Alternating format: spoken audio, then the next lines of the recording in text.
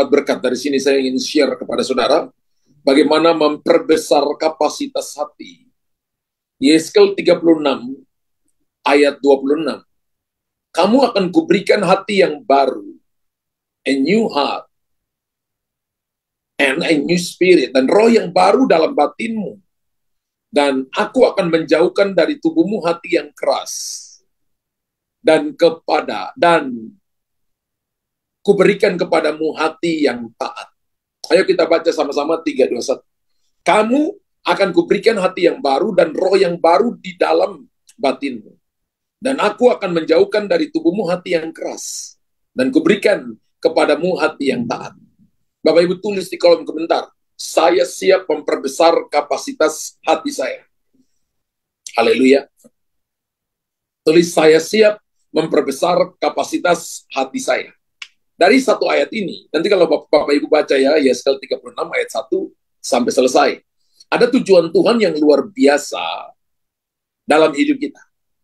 Dan tujuan Tuhan itu indah menurut Yeremia pasal 29 ayat yang ke-11. Rancangan Tuhan bagi kita adalah rancangan damai, sejahtera, dan bukan rancangan kecelakaan. Bukan rancangan kehancuran, tapi rancangan kebaikan. Bukan rancangan saudara dan saya tidak maju, tapi rancangan yang penuh dengan terobosan kemajuan yang luar biasa. Jadi ada tujuan Tuhan yang luar biasa dalam hidup kita. Nanti kalau Bapak Ibu suka baca buku tentang Purpose Driven Life yang ditulis oleh Rick Warren. Ada 5 tujuan Tuhan yang dia bagikan di situ melalui buku itu. Salah satunya adalah kita menjadi berkat bagi banyak orang dan pergi untuk menghasilkan buah, menyelamatkan sebanyak-banyaknya jiwa bagi Tuhan, untuk menggenapi amanat agung Kristus. Ya, apa yang dimaksudkan dengan hati yang baru dan roh yang baru? Hati yang baru berbeda dengan hati yang lama. Kan tadi ayatnya berkata, menjauhkan dari tubuhmu hati yang keras, dan kuberikan kepadamu hati yang taat. Tuhan akan memberikan hati yang baru dan roh yang baru. Hati yang baru berbeda dengan hati yang lama. Bedanya di mana? Hati yang lama adalah hati yang keras. Hati yang tidak mau dituntun oleh kebenaran firman Tuhan. Hati yang tidak sulit sekali berdoa. Hati yang sulit sekali mengampuni. Hati yang sulit sekali untuk memberi. Untuk memajukan pekerjaan Tuhan, entah itu memberi dalam hal uang, entah memberi dalam hal waktu, hal tenaga, mereka selalu hitung-hitungan. Itu orang mempunyai hati yang keras. Ya. Sebaliknya, hati yang baru adalah hati yang taat, hati yang mau dibentuk oleh Tuhan, sehingga kita mencapai tujuan Tuhan dalam hidup kita. Masalah, proses, tantangan datang, itu adalah cara Tuhan untuk membentuk hati kita, sehingga hati kita bukan lagi hati yang lama, tapi hati yang baru.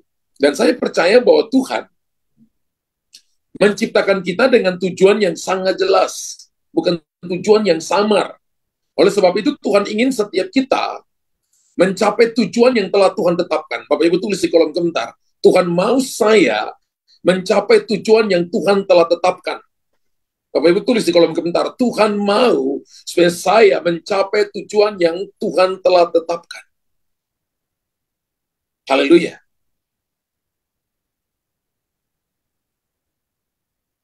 Tadi saya mulai dengan rancangan Tuhan ada untuk kita. Bahkan Mazmur 139 ayat 15 berkata, sejak dari dalam kandungan sudah ditulis hari-hari yang akan dibentuk.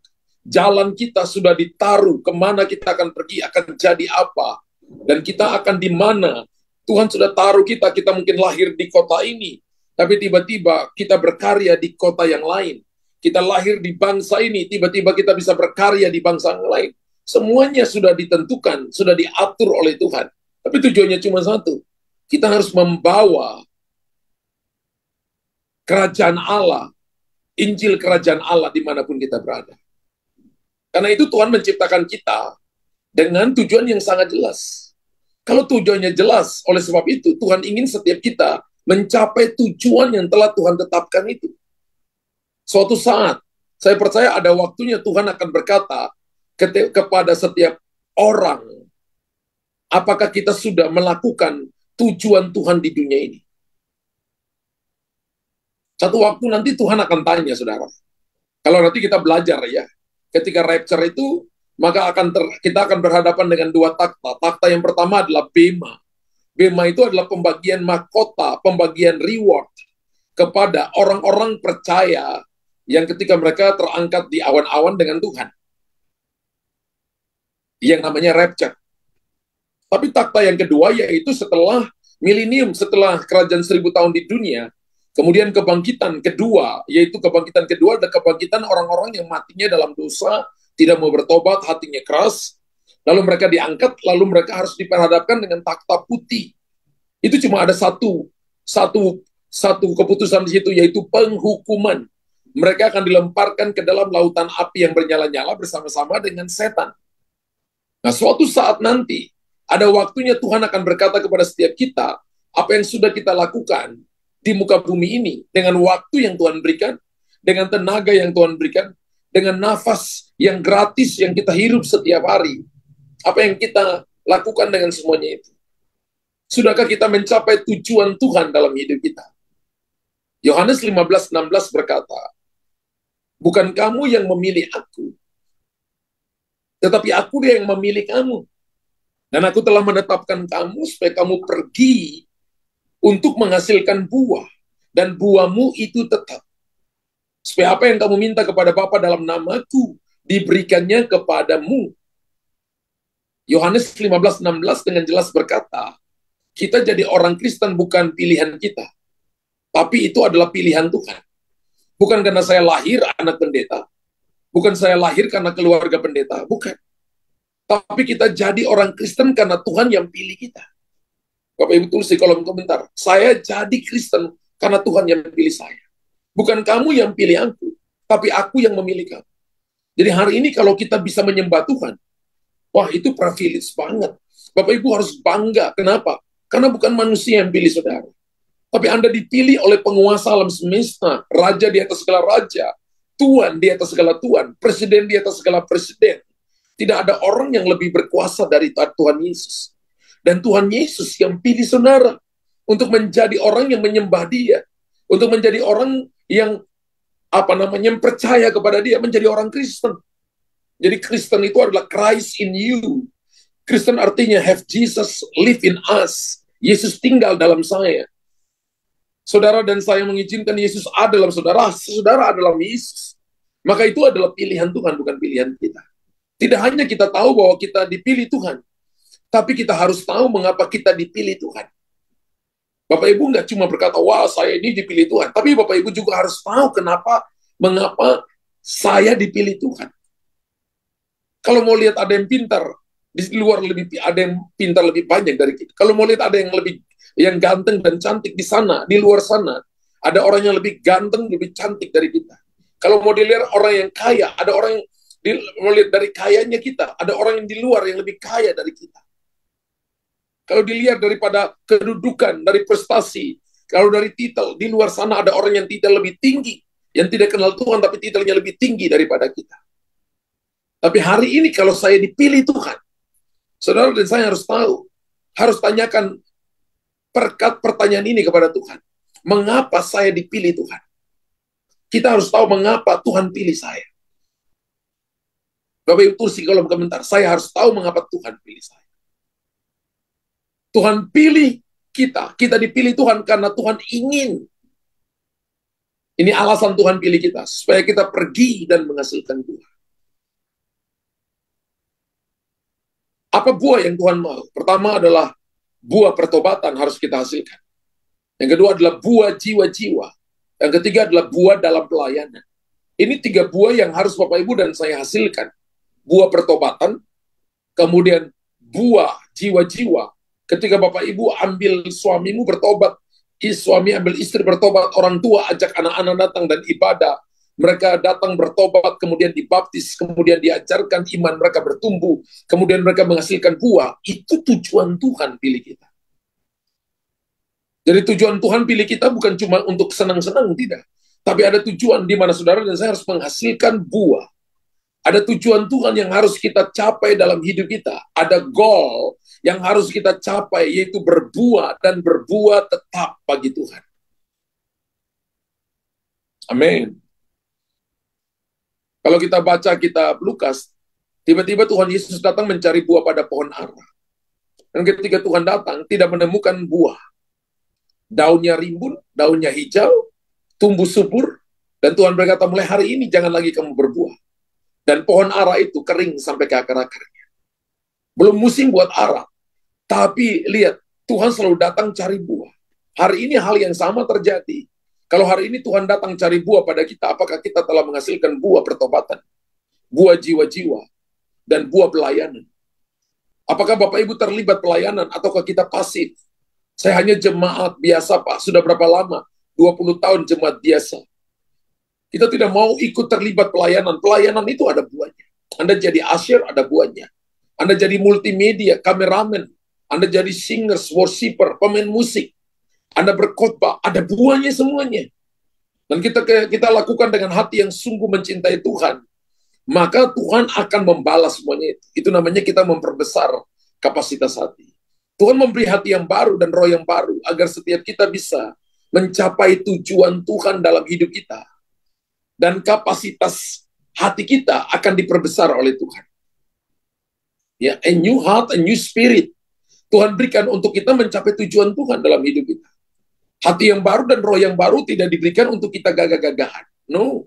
Diberikan supaya kita bisa dipercaya kapasitas hati yang lebih besar untuk bisa mengelola tanggung jawab yang lebih besar. Kalau kita ingin jemaatnya datang di tempat ini 1000, maka hati kita harus gede. Saudara dan saya juga harus punya hati yang luas, yang punya hati mau beritakan firman, yang mau membagikan link kepada begitu banyak orang, sehingga mereka diselamatkan dan membawa jiwa juga datang ke sini. Bukan cuma di Zoom, bukan cuma di YouTube, bukan cuma di Facebook, tapi ketika Anda pergi ke dunia kerjamu, dunia bisnismu, ketika Anda duduk dengan teman-temanmu, orang bisa mendengarkan isi hatimu yang cinta akan Tuhan. Karena begini, semakin besar kapasitas hati kita, semakin besar juga berkat Tuhan yang Tuhan berikan buat kita. Amin. Sekali lagi, semakin besar kapasitas hati kita, semakin besar juga berkat Tuhan yang akan Tuhan berikan kepada kita. Semakin besar tanggung jawab yang Tuhan beri bagi kita, maka kita akan dipakai Tuhan semakin lebih lagi di dalam Tuhan. Itu seperti saudara dan saya dibawa ke tempat-tempat yang dalam. Dan saya dapat ketika saya renungkan Yeskel 36 ayat 26 ini, saya renungkan dan saya dapat 3 poin, 3 hal besar yang harus kita lakukan agar kita memiliki kapasitas hati yang diperbesar oleh Tuhan. Yang pertama itu adalah bersedia dibentuk oleh Tuhan. Bapak Ibu tulis di kolom komentar, saya bersedia dibentuk oleh Tuhan. Tidak semua orang mau dibentuk oleh Tuhan. Ada orang yang ketika ada masalah, maka dia lari dari Tuhan. Dia pergi ke paranormal. Ada orang yang ketika ada masalah, maka dia nggak mau lagi percaya Tuhan. Dia mau kalau dia ikut Tuhan itu tidak boleh ada masalah. Alkitab katakan kita dikaruniakan bukan saja untuk percaya, tapi kita dikaruniakan juga untuk menderita bersama-sama dengan dia. Orang Kristen harus taruh dalam pikirannya, dia nggak hanya cuma mau keadaan baik, hanya nggak mau dalam keadaan aman, tapi waktu masa-masa menderita pun dia harus tetap bersedia dibentuk oleh Tuhan. Alkitab berkata bahwa pencobaan masalah yang kita hadapi, itu masalah biasa yang tidak melampaui kekuatan manusia. Amin. Justru iman kita diuji ketika masalah datang. Sadrak, Mesak, dan Abednego diuji ketika api dinyalakan 7 kali lipat. Dan mereka tetap berkata, sekalipun Allah kami yang kami sembah tidak menolong kami tidak akan menyembah patung yang didirikan oleh Tuhan. Mereka tetap percaya bahwa Tuhan tidak akan pernah meninggalkan mereka yang percaya kepadanya, pasti akan menolong mereka. Mungkin orang lain berpikir bahwa tiba-tiba apinya dirubah menjadi AC 16 derajat Celcius. Atau tiba-tiba apinya padam, Tuhan bisa padamkan apinya. Tapi yang terjadi adalah mereka dilemparkan masuk ke dalam api. Mereka adalah orang-orang yang bersedia dibentuk oleh Tuhan. Daniel, ketika hukum disetujui oleh raja, tidak boleh ada orang yang menyembah raja, tidak boleh ada orang, maksud saya, menyembah Allah lain selain menyembah raja selama 30 hari. Daniel tahu, dan Daniel tahu hukuman ketika melanggar itu, yaitu dilemparkan ke dalam gua singa. Dia tetap naik di loteng atas tempat pekerjaannya, kiblatnya ke Yerusalem. Dan dia berdoa tetap seperti biasa, sehari 3 kali. Ketika ketahuan dilapor ke raja, maka Raja Persia, Darius, tidak mungkin melanggar hukum. Maka dia membiarkan orang yang dia kasihi dilemparkan ke dalam gua singa.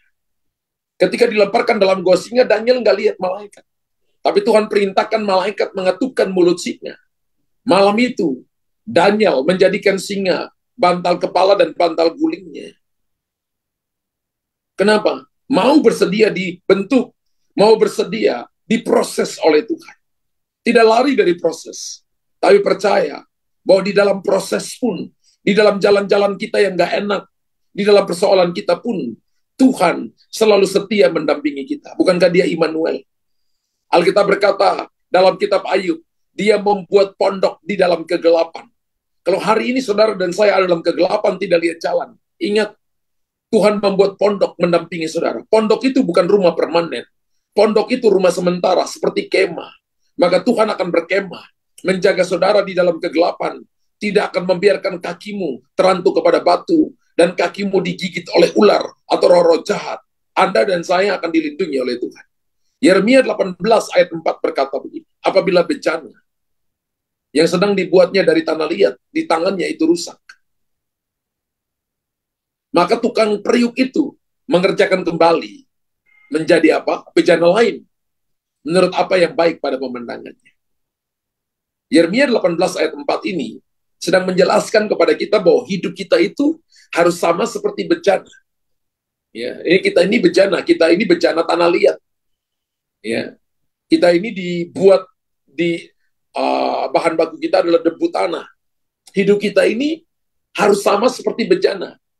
Jika bejana yang dibuat tukang periuk itu rusak, maka tukang periuk itu akan membentuk bejana ini kembali menurut apa yang baik pada pemandangannya.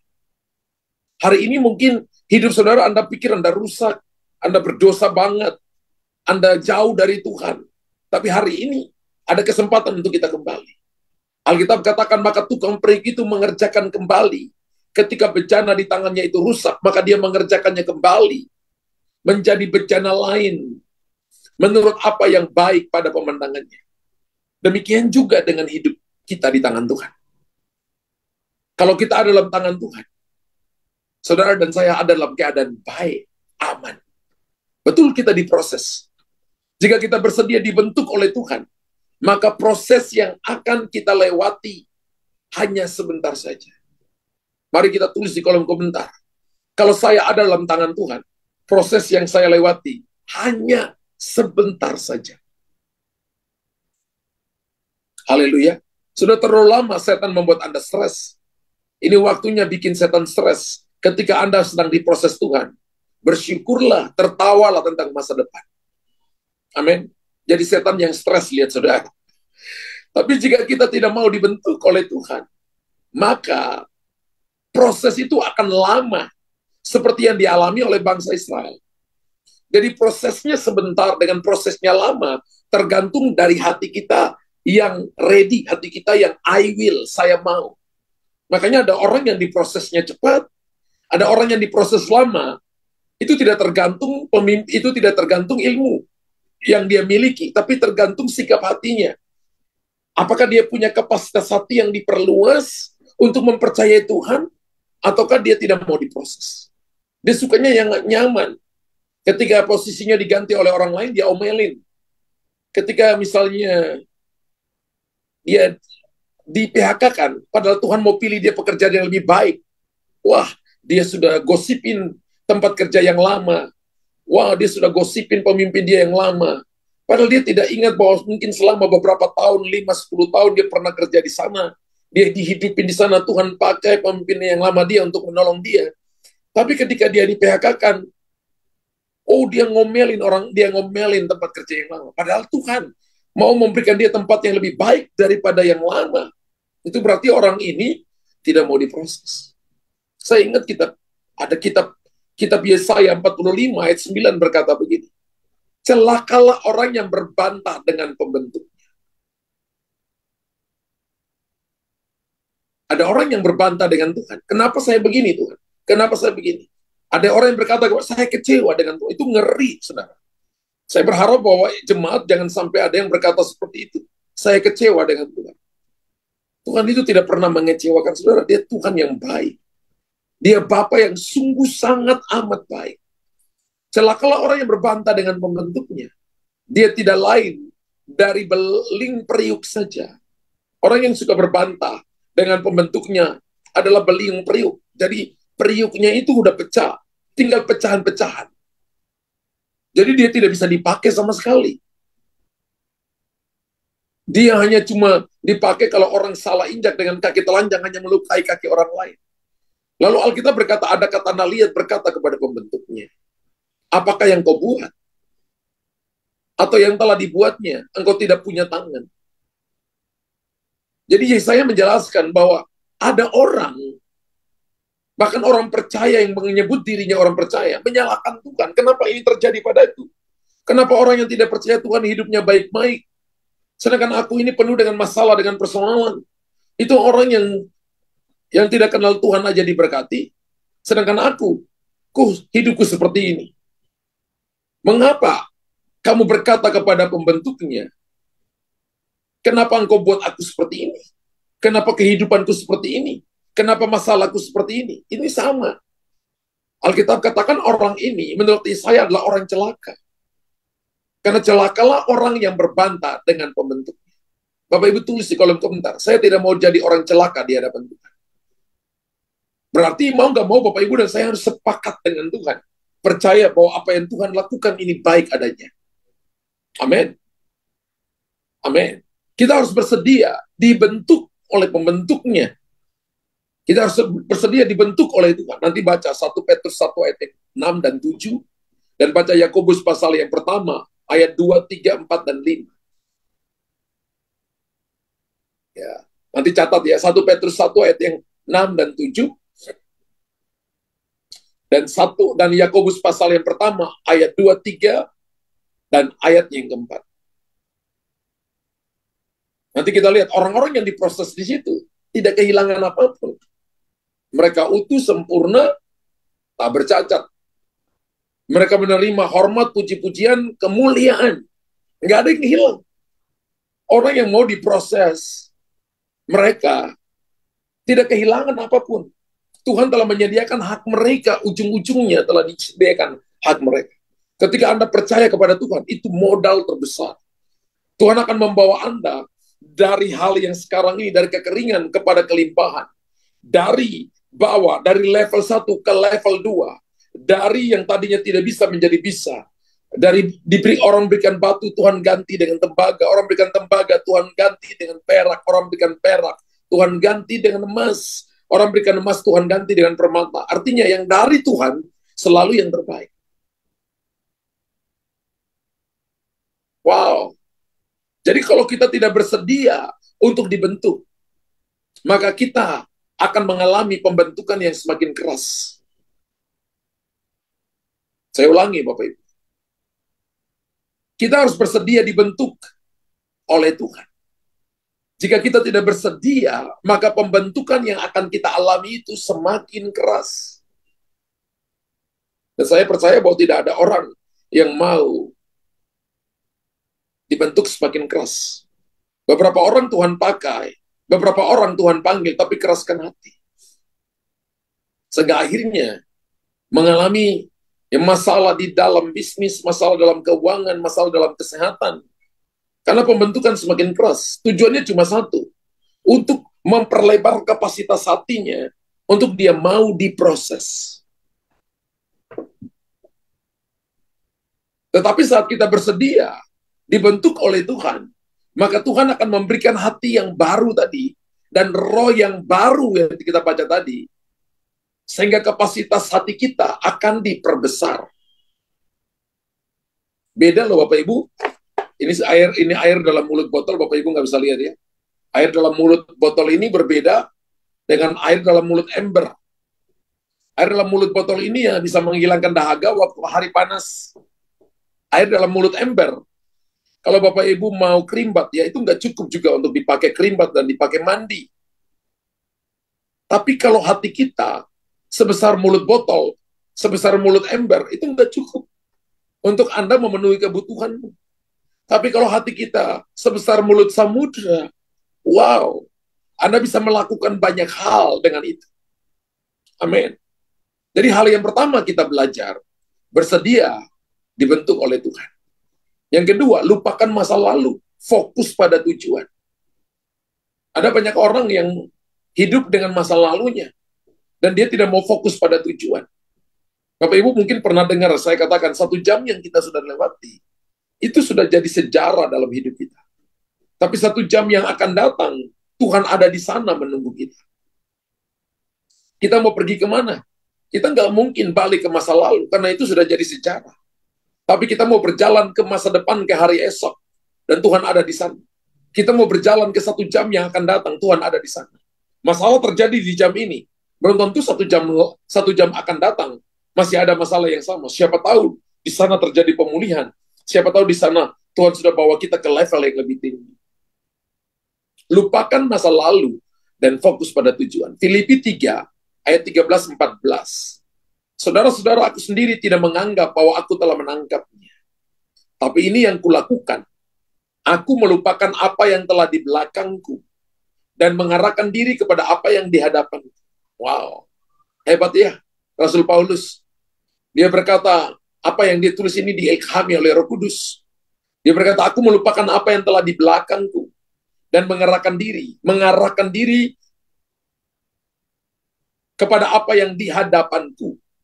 Ketika saudara menghadapkan diri kepada apa yang di hadapanku, dia langsung firman Tuhan berkata, dan berlari-lari kepada tujuan untuk memperoleh hadiah. Hadiah ini reward, pemberian, karena Anda dan saya berprestasi, melakukan tujuan Tuhan, yaitu panggilan surgawi dari Allah dalam Kristus Yesus. Alkitab mengatakan Rasul Paulus melupakan apa yang di belakangnya dan mengarahkan matanya kepada tujuan Tuhan dalam hidupnya. Hari ini kalau ada masalah, cara keluarnya itu gampang. Arahkan mata kepada firman Tuhan. Arahkan mata pada janji Tuhan. Maka Anda akan beroleh kekuatan. Anda akan tetap berjalan. Anda akan berjalan maju dan orang bilang, kamu kan ada masalah, tapi kamu kenapa ceria ya? Kamu kan ada persoalan, tapi kamu kok tenang ya? Karena Tuhanlah pembela kita. Tuhanlah penolong kita. Haleluya. Amin. Tuhan sudah melupakan dan menebus masa lalu kita.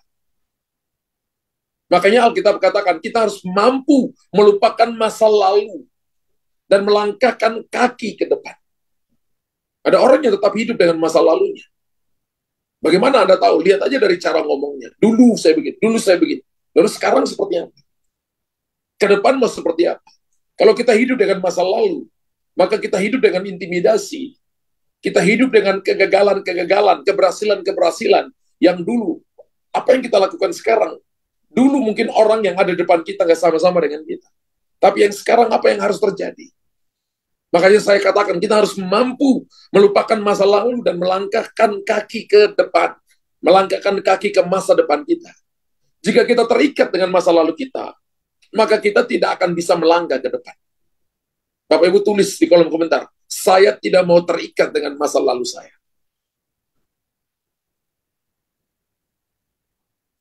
Tetapi saya mau melangkahkan kaki saya ke depan.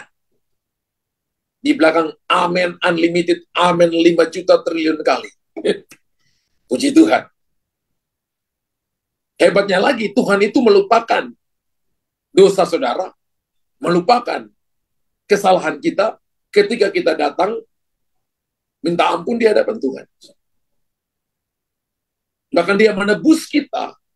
Dia berkata, it is finished. Sudah selesai. Saat Yesus disalib, Yesus berkata, sudah selesai. Segala kegagalan di masa lalu sudah Tuhan tebus. Segala dosa saudara kemarin, hari ini, kalau Anda akui, sudah ditebus oleh Tuhan. Jangan hidup dengan masa lalu. Problem orang Kristen adalah tertuduh dengan masa lalu. Ini waktunya Anda mengangkat wajah. Lihat masa depan saudara. Di dalam firman Allah, dalam Kristus. Berjalanlah ke sana. Langkahkan kaki ke sana. Hal yang sama juga yang terjadi dengan Rasul Paulus. Ia memiliki masa lalu yang tidak baik. Dia seorang pembunuh. Dia penganiaya jemaat dan juga seorang pembunuh. Tetapi ia mengalami perjumpaan dengan Tuhan di suatu jalan ke Emmaus. Dan Tuhan berkata, Saulus, mengapa engkau menganiaya? Wow. Apakah Tuhan menghendaki orang berdosa seperti Saulus ini mati? Mungkin kalau manusia, mungkin berkata gini, biar orang ini mati supaya jangan bikin kacau terus. Merampok orang, membunuh orang, menindas dengan semena-mena. Tapi hati Tuhan yang penuh kasih itu memberikan dia kesempatan sehingga dia bertobat dan dia dipakai menjadi alat tujuan dalam tangan Tuhan dengan hebat. Tuhan tanya kepada Saulus pada waktu itu, mengapa engkau menganiaya aku? Ketika kita mengalami perjumpaan dengan Tuhan, mengalami encounter with God dengan Tuhan, maka Saulus bukan lagi Saulus tapi Paulus. Sekali saja Anda mengalami perjumpaan dengan Tuhan, maka hidupmu diubah. Jadi saudara dan saya rindu setiap waktu dalam ibadah, saya mau mengalami perjumpaan dengan firman.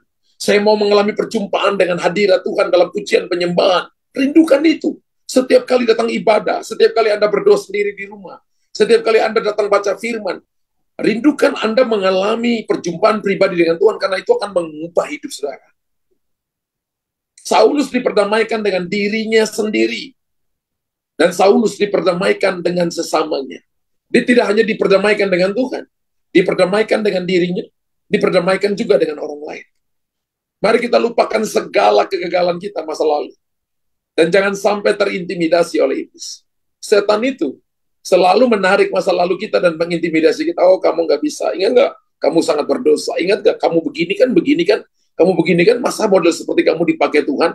Masa model seperti kamu bisa diangkat tinggi oleh Tuhan? Kamu tidak bisa diberkati loh.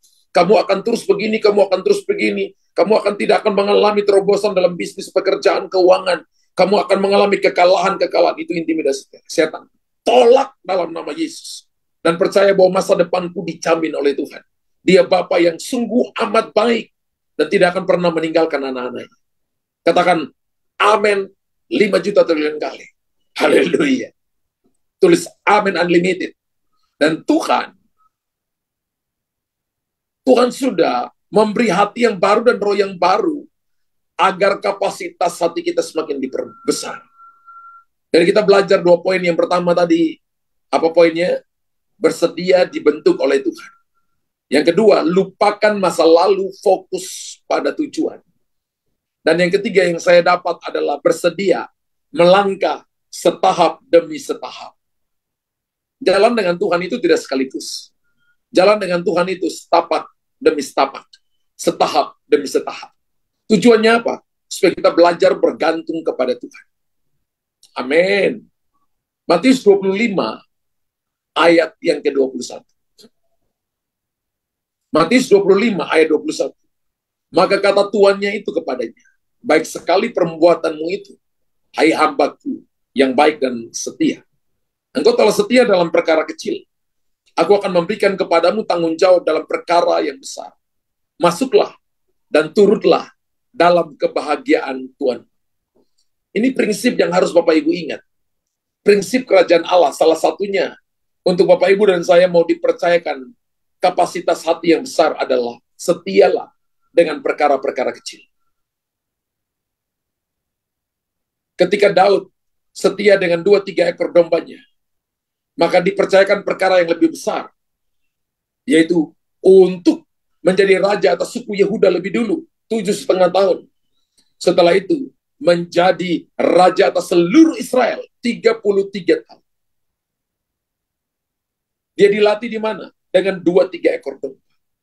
Kalau kita jadi gembala familisal, sekarang ini yang hadir mungkin ya 60-an orang yang masuk. Di belakang ada yang 2-3 orang. Kalau kita setia dalam mengurus yang ada, maka satu waktu Tuhan akan percayakan kita perkara yang besar. Ada kalanya dalam hati kepingin langsung besar, tapi Tuhan mau kita selangkah demi selangkah. Apakah kita setia selangkah demi selangkah, ataukah kita mau cepat berlari, ataukah kita mau mengikuti derap-derapnya Tuhan? Terkadang setiap orang ingin langsung mencapai puncak dalam hidupnya. Betul? Kalau orang kerja langsung mau jadi bos, mau jadi direktur utama, mau jadi GM. Padahal dia harus melewati tahap yang paling bawah. Dia harus setia, dinilai. Setiap 3 bulan atau 6 bulan, harus dinilai lebih dulu tanggung jawab pekerjaannya. Adakah prestasi yang dia lakukan? Kalau ada prestasi, 1 tahun kemudian dipromosi, naik ke level yang lebih tinggi. Kalau hari ini Anda jadi montir, jangan khawatir. Jadilah montir yang baik. Belajar dari semua hal. Satu waktu nanti ketika bosmu lihat, siapa tahu Anda diangkat menjadi manajer atas montir-montir itu. Sehingga Anda tahu kesalahan di mana, kekurangan di mana. Jangan sungut-sungut dengan keadaan yang sekarang. Belajarlah setia. Padahal sebelum mencapai sebuah puncak gunung, saya percaya kita harus mulai, maksud saya harus memulai dari kaki gunung lebih dulu. Betul? Ada di sini yang mau naik Gunung Bromo, langsung tiba-tiba dari Surabaya, aku langsung ke Bromo, tiba-tiba langsung di puncak Bromo. Maka saya percaya Anda mungkin malaikat atau hantu.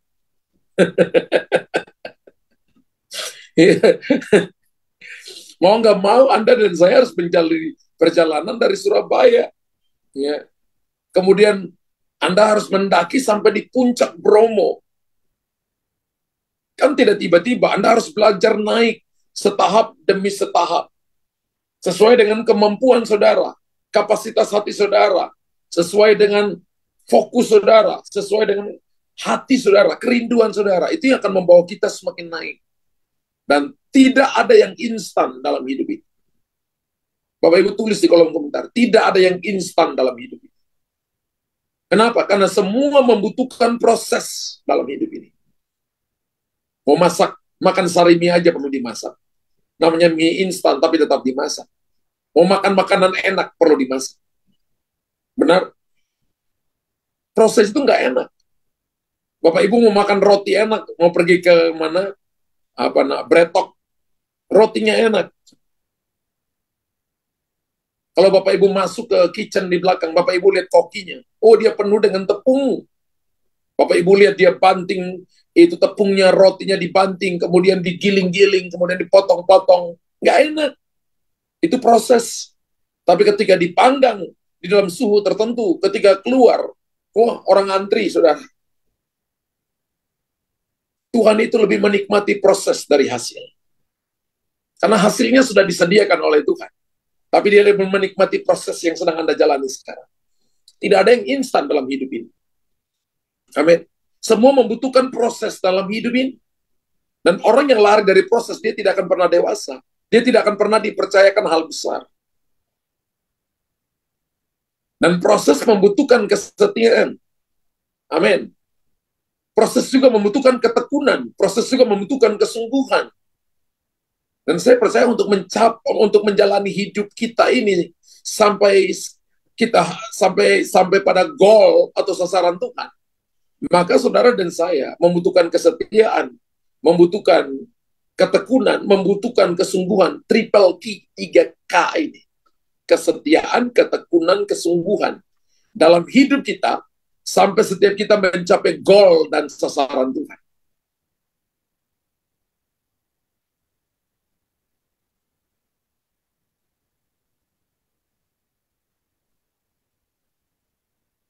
Kalau kita baca tadi Matius 25 ayat yang ke-21, dikatakan, hai hambaku yang baik dan setia, engkau telah setia dalam perkara kecil.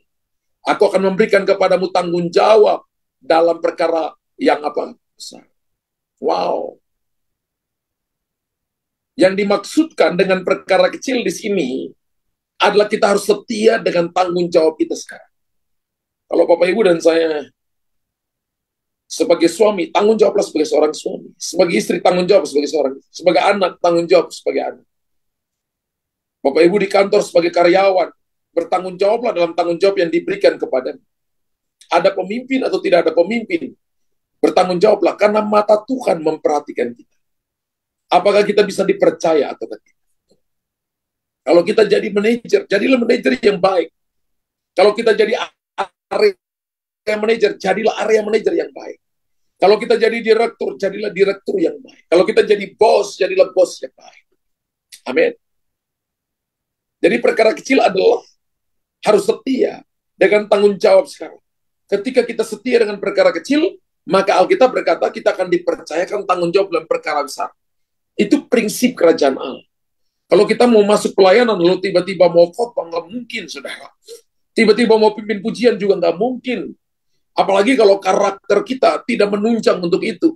Lalu kita mau hal-hal besar tanpa kita siap. Rasul Paulus berkata bahwa kita akan masuk dalam perangkap setan, yaitu kesombongan. Kita mudah jatuh dan kita mudah menyesatkan orang lain. Tuhan memproses kita setahap demi setahap agar mental kita siap untuk menerima jawaban Tuhan. Kalau hati kita tidak bertanggung jawab dengan 1 juta, tidak bisa olah dengan baik, tidak mengembalikan perpuluhan dari 1.100.000 di situ, kita nggak akan dipercayakan 10 juta. Kalau kita punya 100.000, kita kembalikan 10.000, karena itu milik Tuhan. Kita belajar setia di hati kita. Maka kita bisa dipercayakan perkara besar. Ketika kita dikasih 100 juta, kita masih kembalikan 10 juta sebagai bagian yang harus kita kembalikan untuk contoh seperti itu. Itu tanggung jawab yang Tuhan lihat dari hati kita. Mari kita belajar, bersedialah. Ya, bersedialah melangkah setahap demi setahap. Jangan seperti gelembung air. Kalau kita lihat gelembung air, kalau dia terhempas ke udara, dia terbang tinggi. Tapi saat di atas, gelembung air itu mudah pecah. Ada orang Kristen yang belum matang, itu seperti gelembung air. Yang wow, dia seperti terbang naik, tapi tiba-tiba di atas, gelembung air itu pecah. Banyak orang Kristen yang berubah setia.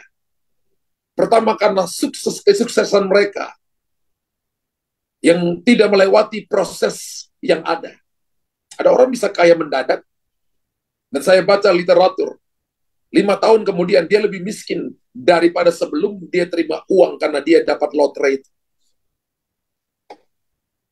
Tuhan tidak mau kita hilang seperti gelembung air tersebut.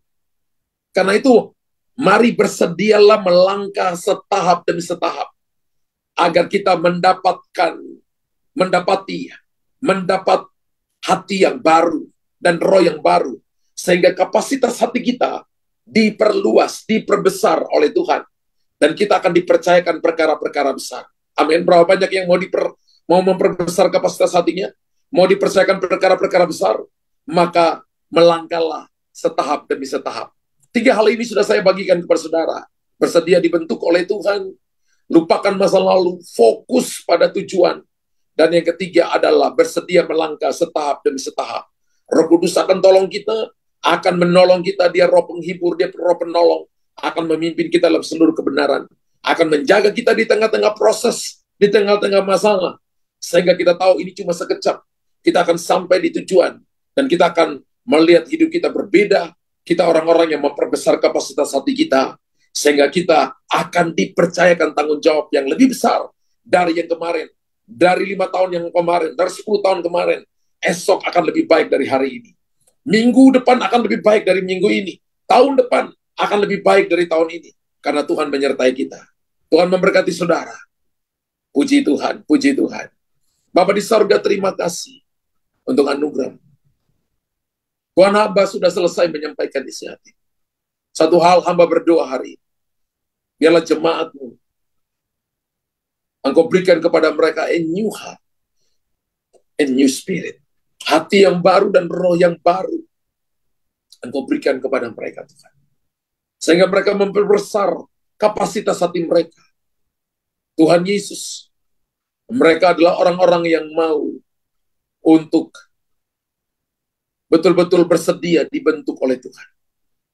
Mereka adalah pribadi yang melupakan masa lalu dan fokus pada tujuan. Mereka adalah orang-orang yang mengambil keputusan bersedia melangkah setahap demi setahap, step by step.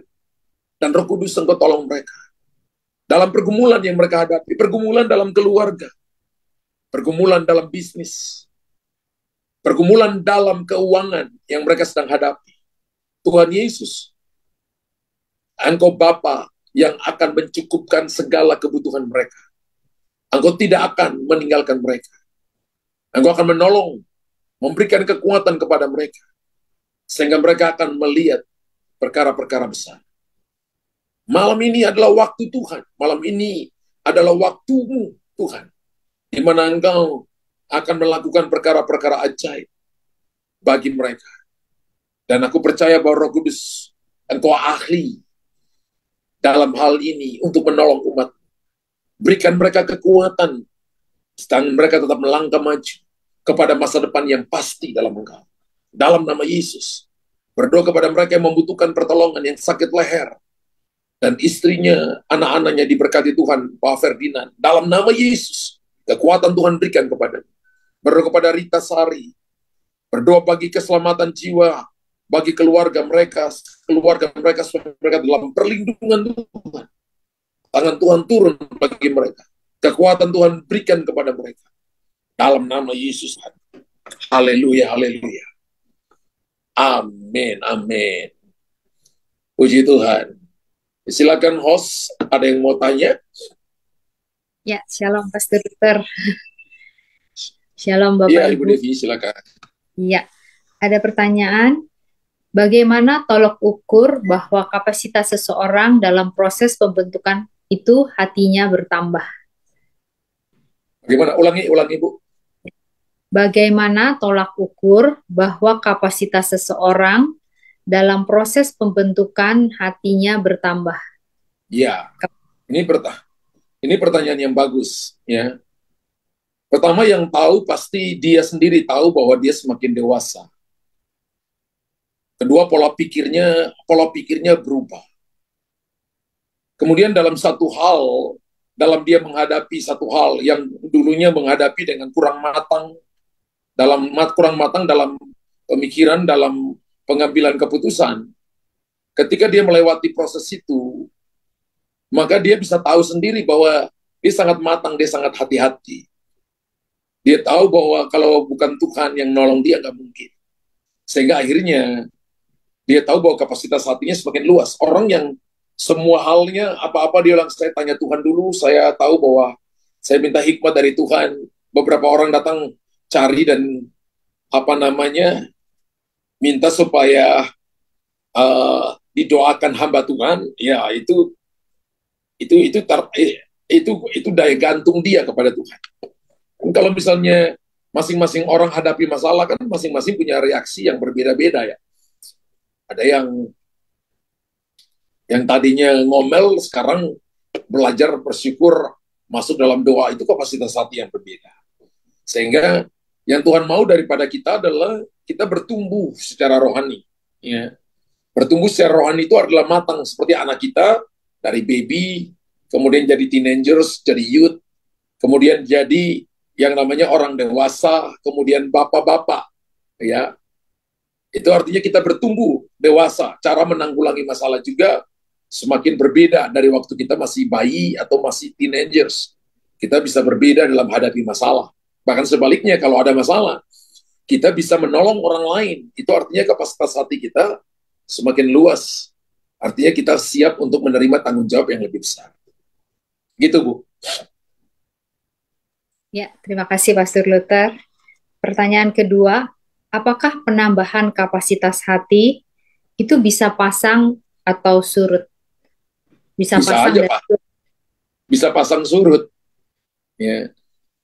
Bisa pasang surut tergantung bagaimana reaksi kita. Bagaimana reaksi kita itu penting. Ya. Orang tanya, menurut Pak Luther, bisa pasang surut? Bisa saja kalau hatinya tidak fokus kepada Tuhan, bisa surut. Tapi kalau hatinya fokus kepada Tuhan, Alkitab katakan kita semakin hari semakin naik. Semakin naik tadi seperti yang tadi saya katakan, bahwa pola pikir kita, kedewasaan kita, ketenangan kita dalam hadapi masalah, kita tidak panik. Tapi kita belajar percaya bahwa Tuhan ada bersama-sama dengan kita. Nah, itu yang membuat kita tuh kuat di situ. Ya, itu yang membuat kita kuat di situ. Ya. Jadi kalau orang katakan bahwa kalau orang ikut Tuhan, saya percaya itu semakin hari, Alkitab katakan begini, perjalanan kita semakin hari semakin kuat menuju dari rembang tengah hari sampai kepada tujuan Tuhan. Artinya step by step Tuhan pimpin kita. Tadi saya katakan melangkahnya selangkah demi selangkah, tapi kita semakin kuat. Orang surut itu karena dia putus asa. Tapi kalau dia surut dengan untuk dia surut itu bisa saja dia ambil waktu dalam tanda petik Anda sabatikal untuk dia berdoa. Sebenarnya itu bukan surut, tapi dia justru kumpul kekuatan. Yesaya 40:31, orang yang menanti-nantikan Tuhan seperti nggak buat apa-apa, tapi dia masuk dalam kamar doa, berdoa. Bagi saya bukan surut itu, tapi dia sedang punya kekuatan besar untuk dia menghadapi tantangan yang akan datang, menggenapi tujuan Tuhan dalam hidupnya. Ada lagi, Bu? Ya, terima kasih Pak Sunter. Ada pertanyaan terakhir. Salah satu syarat untuk pembentukan oleh Tuhan adalah meninggalkan masa lalu. Namun dalam pergaulan kita, masalah track record itu kadang-kadang jadi fokus. Bagaimana Pastor menanggapi hal ini? Track record ini dalam hal apa? Kalau track recordnya, misalnya track recordnya kalau orang menilai kita adalah orang yang berdosa, ya jangan hidup karena apa kata orang. Tapi kita harus hidup karena apa kata Tuhan.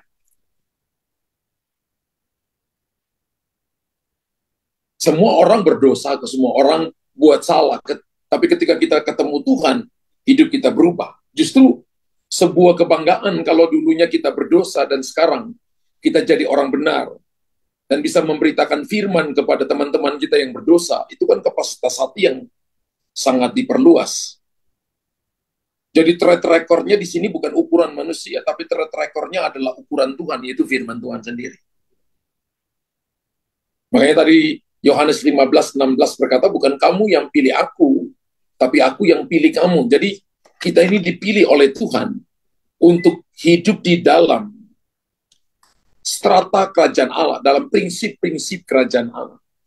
Sehingga kita tidak hidup di dalam prinsip yang dibangun oleh dunia ini. Ya, prinsip yang dibangun dunia ini kan apa yang dikatakan oleh Galatia pasal 5 ayat yang ke 16, 17, 18 sampai 19, yaitu buah kedagingan itu. Tapi prinsip kerajaan Allah itu Tuhan mau kita menghasilkan, Galatia pasal 5 ayat yang ke-20 sampai ayat yang ke-21 atau 22 itu. Yaitu kita menghasilkan buah roh. Nah, itu harus menjadi pengejaran kita seumur hidup kita. Sehingga satu waktu orang akan bilang, oh dia anak Tuhan. Nah, itu track record-nya kita. Orang akan bilang dia orang benar. Itu semua track record kita. Bagaimana kita berprestasi secara rohani, kita hidup di dalam kebenaran, menjadi berkat bagi banyak orang sekalipun kita diperlakukan tidak adil. Kalau dulu kita balas, tapi sekarang ini kita mengampuni. Kalau dulu kita melawan, tapi sekarang ini kita memberkati. Bagi saya itu track record kerajaan Allah. Kira-kira begitu, Ibu Devi. Ya, Pak Luther. Ada satu lagi pertanyaannya, boleh? Boleh. Ya. Bagaimana menghadapi orang-orang yang tidak bertumbuh, bisa lelah, dan akhirnya hatinya ciut? Bagaimana bisa tetap bertumbuh? Bagaimana menghadapi orang-orang yang tidak bertumbuh? Ya. Pertumbuhan itu terjadi dari diri orang itu. Itu penting dulu. Ya. Karena kita ini diumpamakan seperti pohon. Jadi pertumbuhan terjadi ketika akarnya pohon itu masuk ke dalam tanah, mencium air. Jadi kalau orang pribadi itu tidak mau berdoa, tidak mau baca Alkitab, tidak mau pergi ibadah, maka dia pasti tidak bertumbuh. Misalnya suami ajak istri, atau istri ajak suami, yang kebanyakan adalah istri ajak suami. Tapi suaminya nggak mau, dia lebih pergi bermain dengan temannya, main judi, dan sebagainya. Ya. Hadapi orang seperti ini gimana? Makanya pertanyaannya, hadapi orang seperti ini gimana? Ya berdoa. Doakan orang ini, sebab yang bisa mengubah hatinya adalah Tuhan. Suatu saat, salah satu teman saya bersaksi tentang teman baiknya.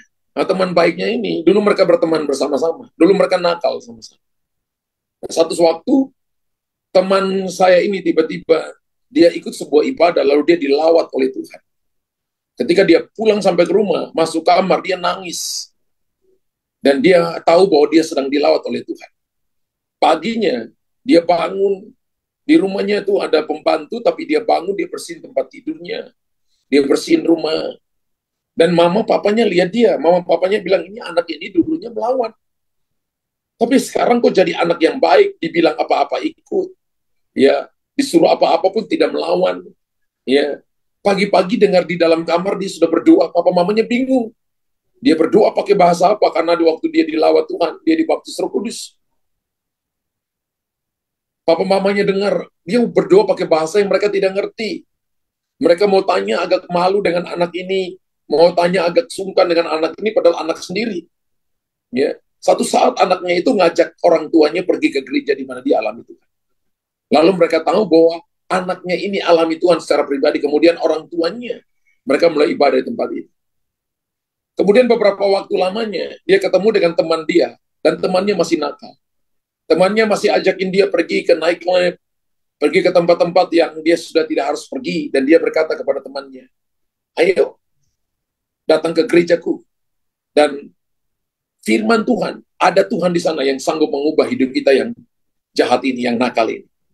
Temannya berkata gini, saya mau nakal dulu, saya nggak mau ke gereja, saya mau nakal dulu. Beberapa kali ambil telepon, di telepon, tidak mau. Tapi temannya kemudian ambil doa dan berpuasa dan berdoa bagi temannya. Waktu dia berdoa bagi temannya ini 3 bulan kemudian, dia dikabari sama teman yang lain bahwa temannya ini mengalami yang namanya kecelakaan lalu lintas. Waktu dia pergi ke rumah sakit, dia lihat bahwa kakinya dua-duanya patah dan tangan kanannya patah. Lehernya harus digips. Dan dia seperti dibungkus seperti pocong di atas tempat itu. Waktu dia datang, temannya ngomong kepada dia. Ngomong dengan pelan, dia dengar taruh telinganya. Temannya ngomong gini, kalau Tuhanmu sanggup sembuhkan aku sekarang, aku mau pergi ke gereja. Ya, saudara tahu, kalau terdengarnya lucu, tapi dia katakan begini, saya doakan kamu, sehingga kamu sembuh. Dan 1 bulan kemudian didoain, anak ini sembuh. Setelah anak ini sembuh, dia datang ke gereja. Sekarang mereka menjadi teman pelayanan yang luar biasa. Dan dia saksikan ini di mana-mana bahwa orang yang hatinya keras, ketika dijawab oleh Tuhan, itu dibungkus dengan kain seperti pocong dulu. Baru hatinya diubahkan oleh Tuhan. Jadi kita nggak bisa rubah hati seseorang. Yang bisa rubah hati seseorang adalah Tuhan sendiri. Kalau kita sudah bicara beberapa kali, dan tidak mau dengar, berdoa. Karena Tuhan tahu cara yang terbaik untuk membawa orang ini datang menyembah Tuhan. Puji Tuhan. Ya, terima kasih Pastor Luther. Terima kasih Bapak Ibu yang sudah berpartisipasi pada hari ini membuat pertanyaan. Terima kasih. Ya, silakan yang doa persembahan.